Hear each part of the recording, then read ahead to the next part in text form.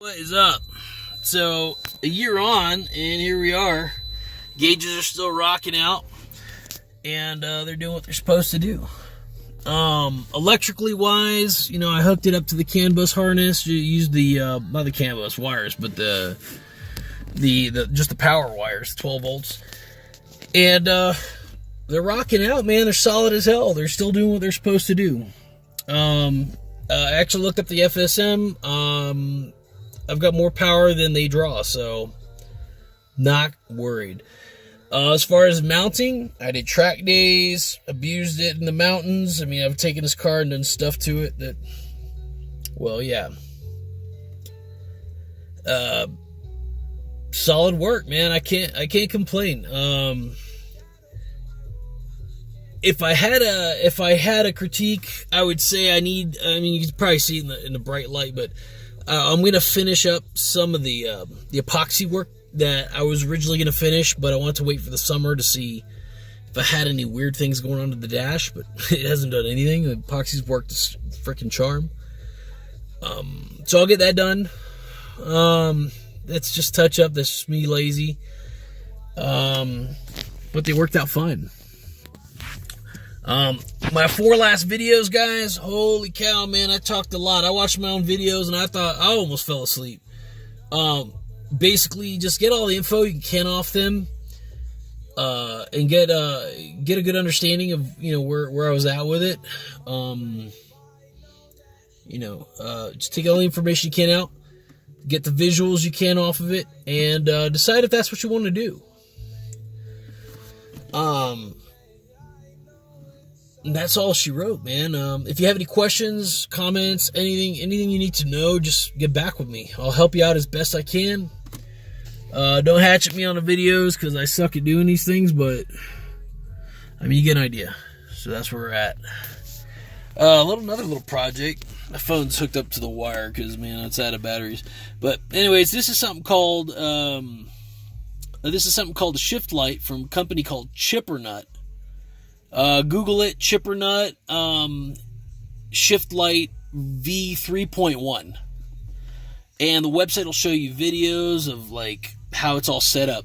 Now, how I set it up in my car is a little different because I use longer LEDs.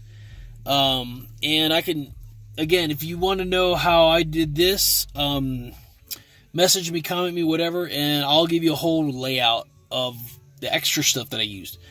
With his stuff, the LEDs about the size of my finger, my middle finger. But hold on, let me turn on the dimmer. This one's a little bit longer. It's longer in my hand.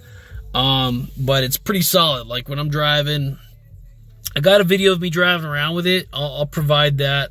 I'll upload it at some point. This isn't finished, by the way. As you can tell, nothing's finished here. Man, it's pretty solid. At night, it's the best. In the daytime, I'm still trying to figure that one out because I just can't see it in the daytime. At night is the bomb.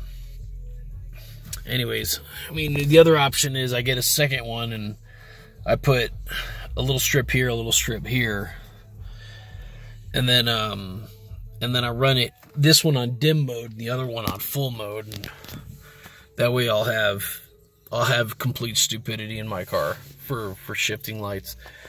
But yeah, it's solid. It's badass.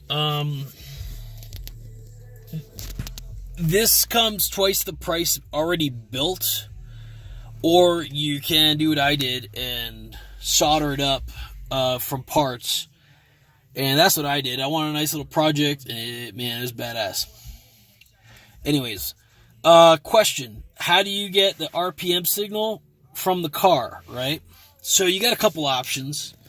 One option is what I did for this particular thing is I got something called a GMR pickup from a company called MSD. And you can look them up on YouTube, or Amazon's got the product, about $50. It'll give you a signal. You just attach it to one of the lead wire on one of the coilover plugs in the engine bay. Pick whichever one you want. and you'll run that wire through the firewall. And I use the 12-volt there to get my power. You can see the orange there. And then I ran the green lead, which is my which is a tack signal. I ran it to there. Now this thing isn't super sensitive to tack signal, so I mean it'll work just fine.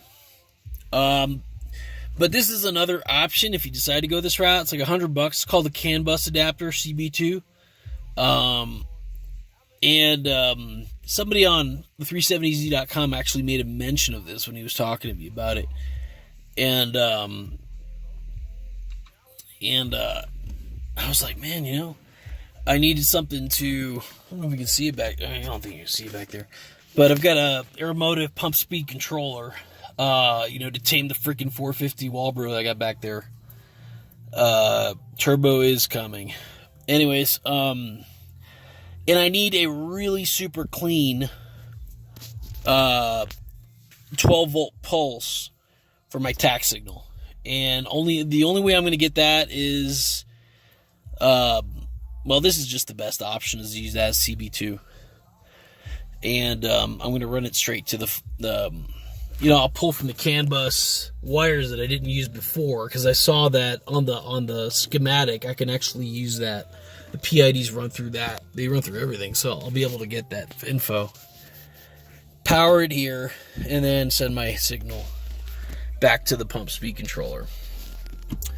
You want to say, well, why didn't you use the GMR pickup for that? I tried it, freaked the hell out of the thing because it's just too much electromagnetic interference on the GMR pickup. So I'm going to keep that separate to this guy here. And then this guy is proprietary. I'm going to use it for the fuel pump speed controller. So solid work. I hope you guys enjoyed it. Again, sorry about the last 4 videos. I mean, they were informative, but they a lot of rambling. Just like this video. Shit. If you need any other help, man, you know where to find me. And talk to you later.